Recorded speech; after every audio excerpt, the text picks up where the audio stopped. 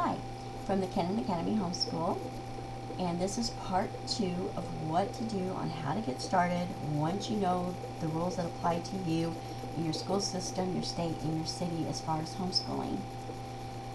This is a video on if you are able to freely plan your own curriculum, no strings attached. So I left off in the last video kind of rushing through these two books, so I'm going to go back over them a little bit. So this is a book by Scholastic called Sight, Word, and Poetry Pages. And most of the pages are going to be like these, where you just fill in one word all the way down and use a different sentence. There are poetry pages in here where they also are going to fill in words, and it tells you at the top of the page what word you're using. And these are just fun little things to help out. This is a book. It's by Key Education. A lot of these books I was able to get through an auction at Christie's Auction from a store that was going out of business, the Learning Shop, in my city of Indianapolis. And I purchased them for $1 versus, like this said, $11.99, and the last book was $15.95. So these are good. I have not started using these yet, but we are going to, because we're at that point. A lot of these are color pictures. You go down with the spider and up with the rocket. There are cut and paste in here where you cut them out and put them in the right squares and things like that. This helps the kids with hand coordination for writing and, of course, using scissors. And you can talk about safety things. This is a book I also got for $1 at that auction. It is put out by Evan Moore. Evan Moore is one of my favorites. I love Evan Moore, Carson DeLoso, some of the teacher-created books, things like that. This one is specifically on science, and it's geared towards pre-K. They have it in all grades, I believe up to 8th grade. It gives you a skills chart at the beginning.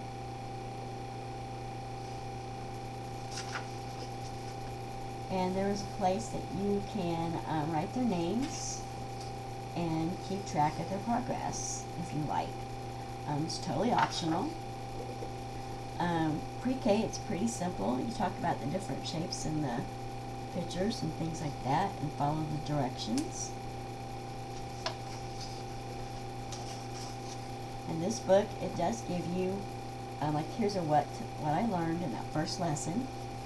And then on each lesson, it tells you what week you're in, what they should be learning, and gives you all the things you need to know about what's going on in the lesson and how to do it and which pages to do when. So it's pretty nice.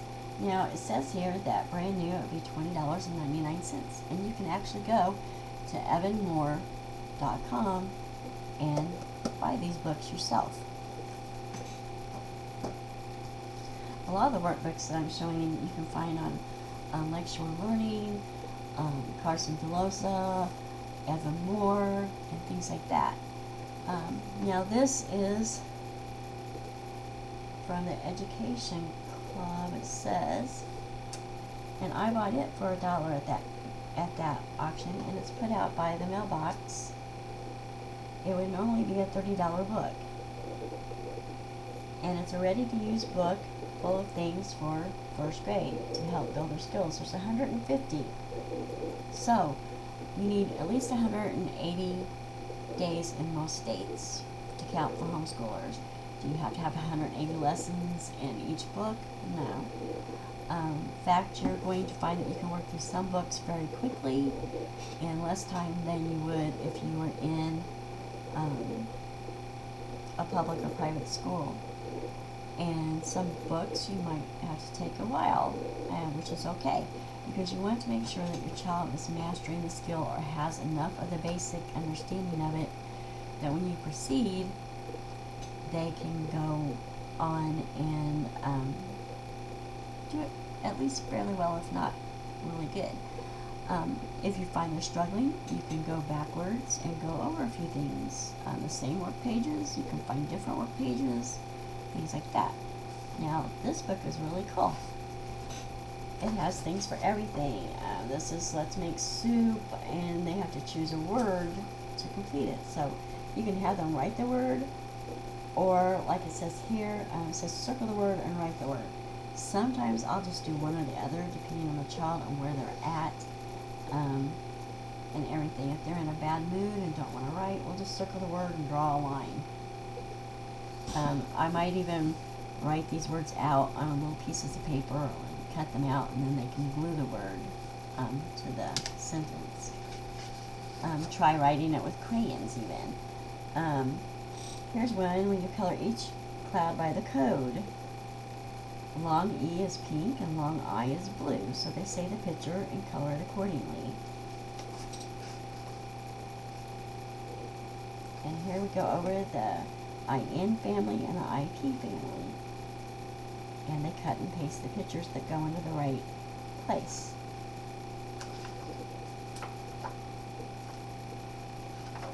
And of course it just keeps on expanding. There is some math at the back of the book. Let me find some of it. Like, here's a game they play. They figure out the answers to the problems, and then they color the answers accordingly.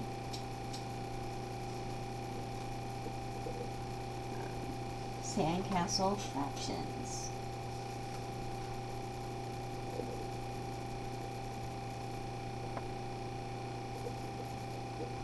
They learn graphing, which are in some of the other books from my other video as well. Things like that. Now another way you can go is use textbooks. And I have tried to get my hands on as many of these Calvert math books as I can. I really, really like these. I find that they explain a lot.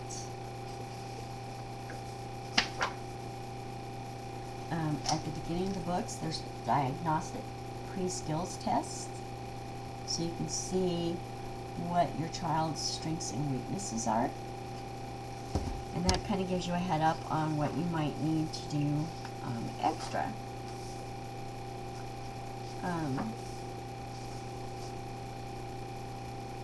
This is a 4th grade book, by the way.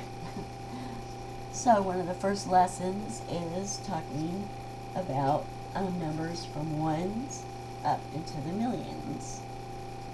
And they also show you the pictures, how to figure it out with the different manipulatives that you might use. And someone has written in this book, like I said, I bought it used. There's a cumulative review, usually over each chapter. Then there are these sections here where they go back over them, and there's mind builders. There are chapter tests. There are mixed reviews off and on throughout each chapter. And then there are chapter tests. They change things up just slightly. And then you have a cumulative test, and it builds on this throughout the book. I find it very easy to follow, even without answers. Sometimes you can find the teacher's manuals on eBay as well. Now, this is a set of books that I got on eBay a few years ago. It's 2nd grade.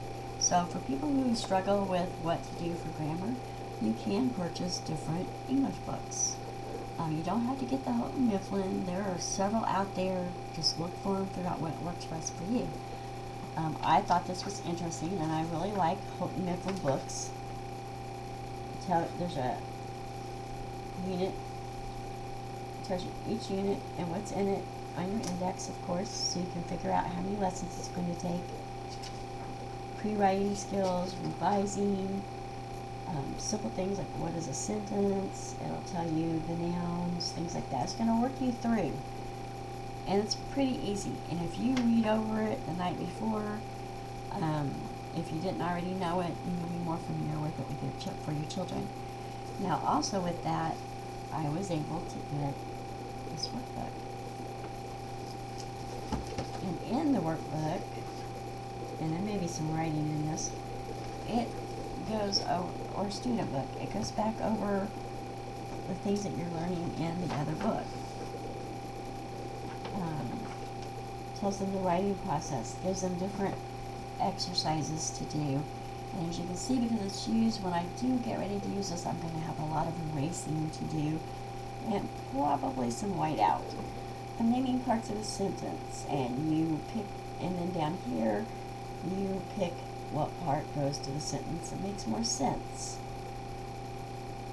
And then you write a little example.